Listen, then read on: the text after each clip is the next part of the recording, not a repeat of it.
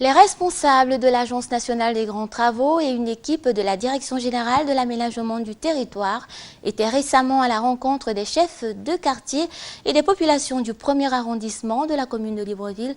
Objectif, sensibiliser ces dernières sur les mesures à prendre en vue du déguerpissement des populations concernées par les travaux d'aménagement de la route de contournement du carrefour Camp de Gaulle. Le point avec Joyce Lorna Awangi et Yvette Okosa.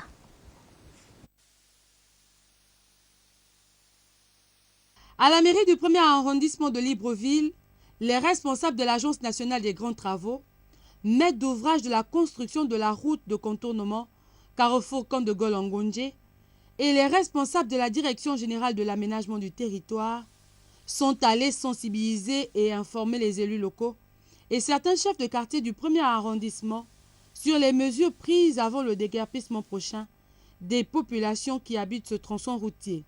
C'est une réunion de prise de contact. Essentiellement, si on peut résumer tout ce qui s'est dit, c'est la mise en place des groupes de travail qui vont procéder à un recensement des zones de relogement. Et comme je disais, les chefs de quartier et les maires des communes vont être de plus en plus coopératifs pour aider le promoteur à mieux mener ce projet. Les problèmes seront examinés au cas par cas. Je ne peux pas d'ores et déjà vous dire comment et combien chacun pourrait avoir, mais les dossiers seront, comme je l'ai dit tantôt, au cas par cas, chacun trouvera son compte. Pour la première autorité de cet arrondissement, cette réunion est la bienvenue parce qu'elle permet de taire toute spéculation et information fausse donnée ça et là par certains riverains.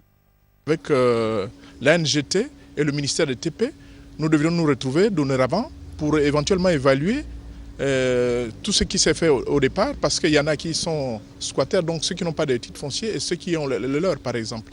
Donc il faut revoir, nous sommes tous Gabonais, on ne peut pas se permettre de venir un beau matin essayer de casser la maison d'un concitoyen comme ça sans pour autant l'accorder quelque chose.